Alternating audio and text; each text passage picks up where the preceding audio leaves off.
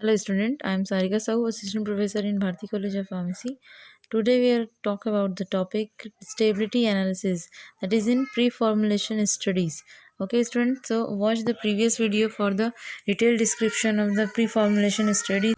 चलिए यहाँ तक तो हो गया। अब इसी सॉलिड स्टेबिलिटी में हम नेक्स्ट देखते हैं स्टेबिलिटी स्टोरेज कंडीशन। ठीक है, हम पढ़ तो रहे हैं स्टेबिलिटी एनालिसिस। ठीक है, तो हर तरीके की स्टेबिलिटी का एनालिसिस हमको करना है। ठीक है, तो स्टोरेज की कंडीशन में अगर हम देखें, when pre formulation study is done. ठीक है, जब हम प्री फॉर्मुलेशन स्टडी कर लेते हैं, मेडिसिन प्रिपेयर कर लेते हैं, the medicine is properly prepared by the system, proper protocol follow कर लिया हमने। ठीक है, उसके बाद क्या होता है, after formulation the time of storage is not proper store. ठीक है, हमने अच्छे से मेडिसिन प्रिपेयर कर लिया है। ठीक है, लेकिन हमने स्टोरेज जो हमारा कंडीशन है आफ्टर फॉर्मुलेशन, हमने time of storage is not proper store. ठीक है, हमने स्टोरेज जो है वो ठीक से स्टोर नहीं किया। ठीक है, अब हम मेडिसिन इतने अच्छे से बना लिए हैं और जिस जगह पे हमने मेडिसिन को रखा है वहाँ बहुत मॉइस्चर है, पानी टपक रहा है।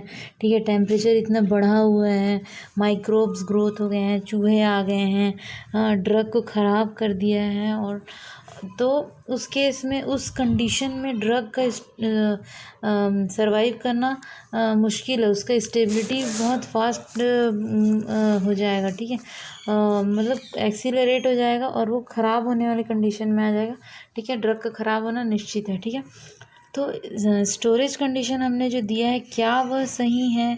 ठीक है, वह प्रॉपर एसी में होना चाहिए, डिह्यूमिडिफिकेशन होना चाहिए, प्रॉपर लाइट होनी चाहिए, प्रॉपर पैकेजिंग होना चाहिए, सारे कंडीशन जो हैं मेंटेन होने चाहिए। हम स्टोरेज कंडीशन स्टडी इसलिए करते हैं। ठीक है, तो हम क्या करते हैं, प्रॉपर स्टोर, तो वी फाउंड स्टोर कंडीशन। ठीक है, हमने जो स्टोरेज कंडीशन रखा था, ठीक है, वहाँ पे लैक ऑफ मॉइस्चर। ठीक है, वहाँ मॉइस्चर बहुत ज़्यादा है, ह्यूमिडिटी जो है वो बहुत बढ़ी हुई है, टेम्परेचर बहुत बढ़ा हुआ है, माइक्रोब्स भी हैं।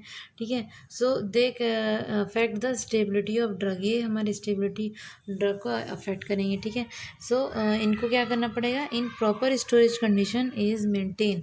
ठीक है, फिर वहाँ पे हमको temperature, air condition, proper air condition, ये सारी चीज़ों को मेंटेन करना पड़ेगा। ठीक है, सो प्रॉपर लाइट देखना पड़ेगा, डीह्यूमिडिफायर देखना पड़ेगा, डीह्यूमिडिफायर जो मॉइस्चर को एब्जॉर्ब करे। ठीक है, प्रॉपर पैकेजिंग ज़रूरी है। ठीक है, so all about the maintenance of the storage condition we study the stability storage condition. ठीक है, इन सभी स्टोरेज कंडीशन को मेंटेन करने के लिए हमको स्टेबिलिटी स्टडी करनी है, ज़रूरी है। ठीक है, एग्ज़ाम्पल अगर हम देखें इन इंडस्ट्री। ठीक है, इंडस्ट्री में क्या किया जाता है, आप कभी फार्मा इंडस्ट्री जाएंगे तो वहाँ पे आप देखेंगे। ठीक है, जो भी हमारा फॉर्मुलेशन हमने बनाया है ड्रग, ठीक है, अगर सॉलिड डोजेस फॉर्म है तो 300 टैबलेट्स हम ईच बैच से हम रखते जाएंगे। ठीक है, कंट्रोल सैंपल बोलते हैं उसको। ठीक है, और अगर हमने लिक्विड डोजेस फॉर्म प्रिपेयर किया है तो हम 2 लीटर के करीब हम उसको स्टोर करेंगे। ठीक है, तो 2 लीटर के करीब, यानी कि अगर 100 ml का है तो 20 बॉटल्स, 500 ml का है तो 4 बॉटल्स, 1 लीटर का है तो 2 बॉटल्स। ठीक है, तो ये सारे जो हमने ड्रग जो रखवाए हैं ये सारे क्या कहलाएंगे, कंट्रोल्ड सैंपल। ठीक है, अब उसके बाद क्या करते हैं हम इस कंट्रोल सैंपल के साथ में, for the study of the sample which is store during the expiry period is called controlled sample. ठीक है, तो इस तरीके से हमने जो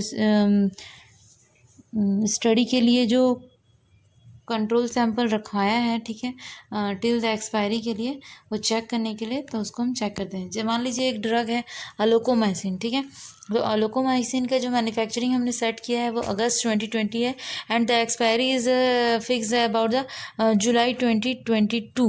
okay, 2 years. So and next अगर हम देखें तो हमारा जो मैन्युफैक्चरिंग था वो एक्सपायरी अगस्त 20 से जुलाई 22 तक, ठीक है। अब हमको स्टडी करना है कंट्रोल सैंपल की, ठीक है। एवरी आफ्टर 6 मंथ में हम स्टडी करेंगे, ठीक है। तो यहाँ पे ध्यान से देखिए, हमने फरवरी 21 हुआ, ठीक है। उसके आफ्टर 6 मंथ अगस्त 21 हुआ, फिर उसके बाद फरवरी 22 एंड अगस्त 22, ठीक है। उसके बाद तो जुलाई आएगा, तो फिर जुलाई में हमारा जो प्रोडक्ट है वो तो ख़त्म होने ही वाला है, ठीक है। मतलब प्रोडक्ट की जो स्टेबिलिटी है वो कंप्लीट हो जाएगा, ठीक है। यानी कि 2 ईयर हमने एक्सपायरी उसका रखा था, ठीक है। तो हम क्या देखते हैं कि अब हम इसको कैसे चेक करेंगे। तो 4 बार हम लोग इसकी कंट्रोल सैंपल में जो स्टोरेज कंडीशन में रखा हुआ है उसको निकालेंगे और चेक करेंगे, ठीक है। 4 बार उसको निकालेंगे और चेक करेंगे और वापस से उसको सेट करके रख देंगे, ठीक है। और निकाल के चेक करेंगे उसकी स्टेबिलिटी, उसकी स्टडी करेंगे कि हमारा प्रोडक्ट सही है कि नहीं है, और ये प्रोडक्ट हमारे एक्सपायरी के आखिरी तक भी सही होना चाहिए, ठीक है। क्योंकि हमने कंट्रोल्ड सैंपल यहाँ तक रखा हुआ है, ठीक है। कंट्रोल सैंपल जो है वो यहाँ रखा हुआ है, और जो बाकी सैंपल्स थे, मतलब बाकी के जो प्रोडक्ट थे वो कहाँ हैं, मार्केट में है, ठीक है। तो पेशेंट तक जा रहा है, मेडिकल स्टोर्स में जा रहा है, हॉस्पिटल्स में चला गया है। तो उस बीच में क्या होता है, ठीक है। तो उस बीच में हमने चेक किया फिर, है ना। तो हमारा फरवरी 21 वाला जो था स्टडी हमने जब किया तो वो सही है, ठीक है। ये वाला जो स्टडी किया वो हमारा सही है। तो हम जब स्टडी कर रहे हैं तो उस बीच हमने स्टडी में क्या रिज़ल्ट हमको मिला है कि जो फरवरी 21 वाला स्टडी किया था वो एकदम सही है, ठीक है। फरवरी 21 जो है वो एकदम सही है।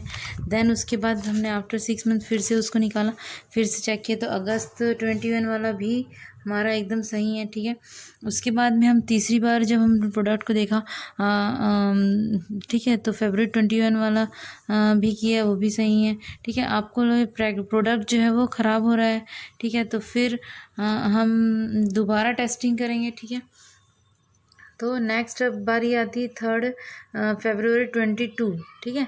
तो in study we found product degrade, ठीक है।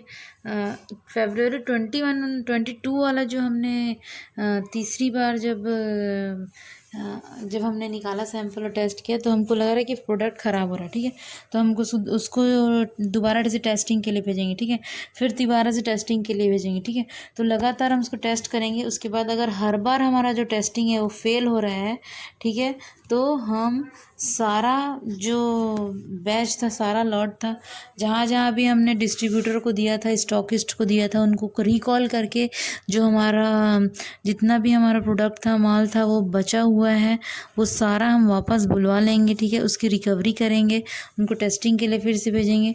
ये हमारा स्टेबिलिटी स्टोरेज कंडीशन के हिसाब से स्टडी करेंगे, ठीक है। और so this is stability storage condition study, ठीक है। नेक्स्ट देखते हैं एक्सीलरेटेड स्टेबिलिटी स्टडी, ठीक है। ये इस पूरे टॉपिक का पूरे यूनिट का लास्ट टॉपिक है, ठीक है। एक्सीलरेटेड स्टेबिलिटी स्टडी, ठीक है। तो ये क्या होता है, what is the meaning of accelerated. Accelerated का मतलब क्या होता है, जब हम स्पीड बढ़ाते हैं, ठीक है, फिर कभी घटाते हैं, बढ़ाते हैं, घटाते हैं, एक्सीलरेट करते हैं, means speed whether they are increase और डिक्रीज, ठीक है। तो सेम वैसे ही हमारे प्रोडक्ट के साथ में भी होते हैं। We check the stability in different conditions when the drug stability is determine in different temperatures, pressures, humidity conditions, that is accelerated stability study, ठीक है। तो वैसे ही ड्रग के साथ भी हम देखते हैं कि अलग अलग कंडीशन में चेक करते हैं, ठीक है। कभी हाई टेम्परेचर में रखते हैं, कभी हाई प्रेशर में रखते हैं, कभी हाई ह्यूमिडिटी में रखते हैं, लगातार उसको बदलते रहते हैं। और उसके बाद हम चेक करते हैं कि ड्रग के नेचर में कोई चेंजेस आ रहा है क्या, ठीक है। अगर ड्रग के नेचर में कोई चेंजेस नहीं आ रहा है तो वो एक्सीलरेटेड स्टेबिलिटी टेस्टिंग को पास कर जाएगा, ठीक है। तो इसको हम चेक करते हैं the study because the study of study is necessary in our country region, ठीक है। क्योंकि हमारा जो कंट्री इंडिया है वहाँ पे अलग अलग जो सीजन्स हैं वो होते हैं, there are temperature are change in every month, okay, summer है, विंटर है, रेनी सीजन्स है।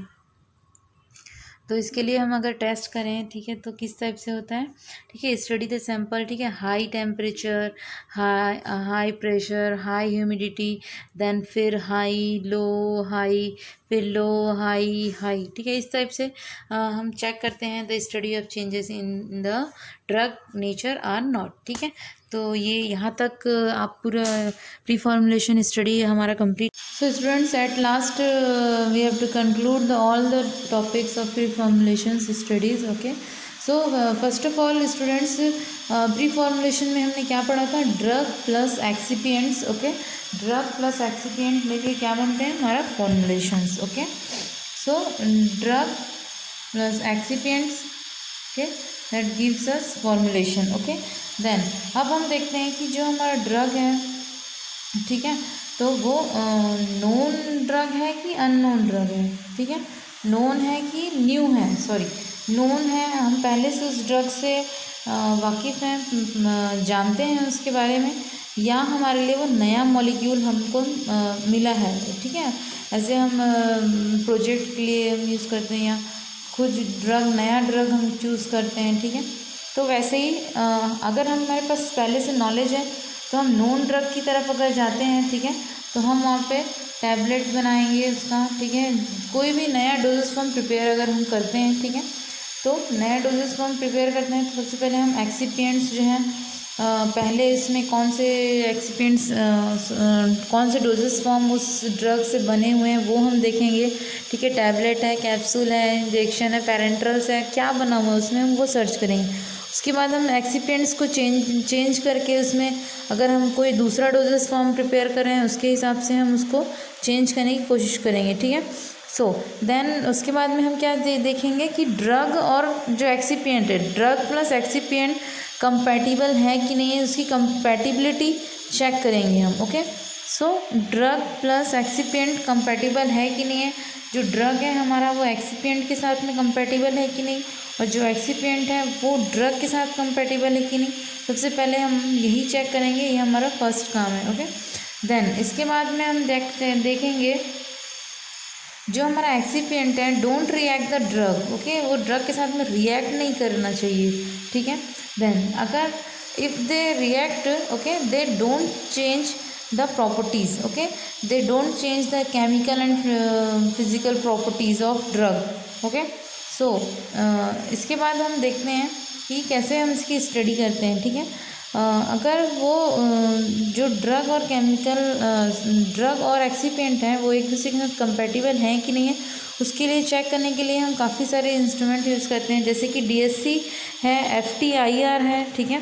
तो अगर हम डिजिटल स्कैनिंग कैलोरीमीटर की तरफ जाएं तो उसमें क्या किया जाता है, यहाँ पे देखिए, डिजिटल स्कैनिंग कैलोरीमीटर की तरफ जाएं अगर हम, तो देखिए यहाँ पे ग्राफ बने हुए हैं, ठीक है। तो अगर यहाँ पे देखिए, यहाँ पे जो ग्राफ बना हुआ है यहाँ पे D लिखा हुआ है, ठीक है, तो ये हमारे ड्रग है, ठीक है।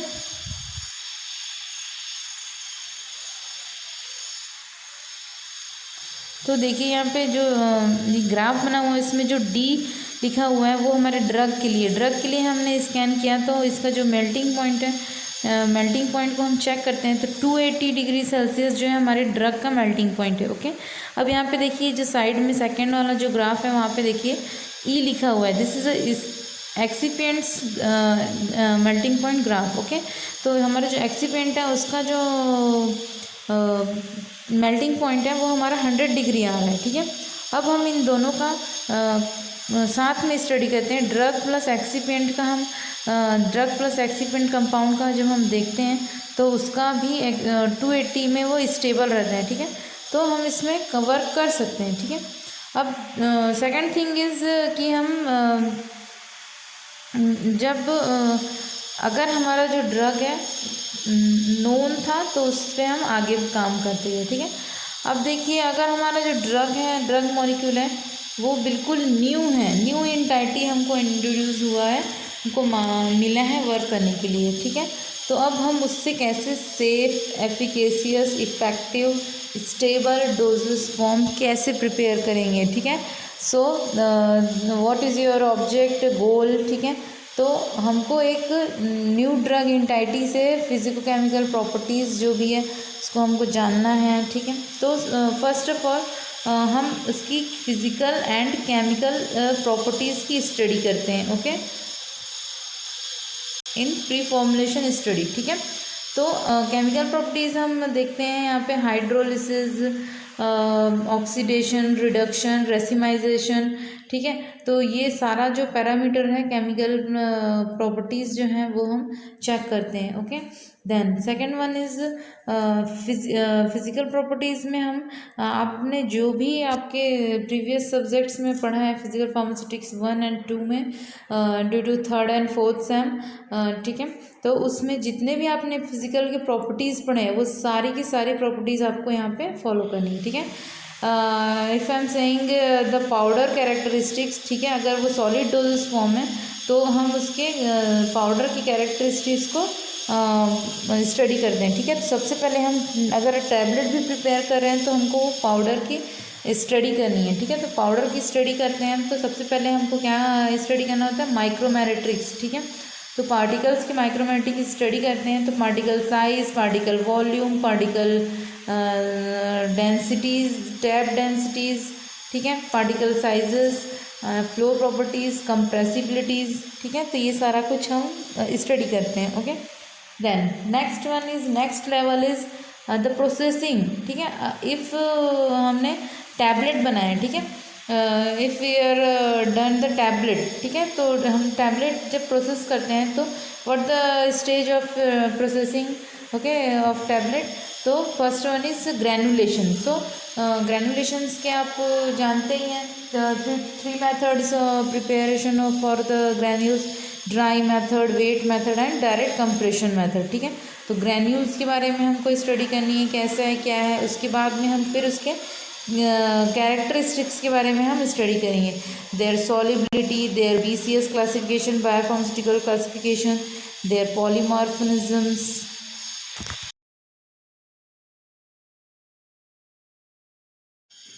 So students, their dissolution properties, their pK value, dissociation values, their pH and their partition coefficient, distribution coefficient, ठीक है, पॉलीमॉर्फिज्म्स, देयर स्टेबल, कौन से फॉर्म में वो स्टेबल है, tablet, liquid, doses form, okay. So ये सारी कैरेक्टरिस्टिक्स की हमको स्टडी करनी पड़ती है, ठीक है। सो इसी को हम सब ये सारे प्रॉपर्टीज़ को ही हम बोलते हैं फिजिको केमिकल प्रॉपर्टीज़, ओके। इसमें हमने क्या पढ़ा था, organoleptic characteristics, bulk characteristics, solubility analysis and stability analysis, ठीक है। तो ये चार आप लिख लेंगे, ये फुल लेंथ का एक क्वेश्चन आता है, ठीक है, 14 मार्क्स में, ठीक है। तो ये आप सॉल्व करके आइएगा, ओके। सो स्टूडेंट्स, यहाँ तक का आपका प्री फॉर्मुलेशन स्टडी जो है वो कंप्लीट होता है, okay. Thank you. So students, इसके आगे का see in next video, okay, thank you.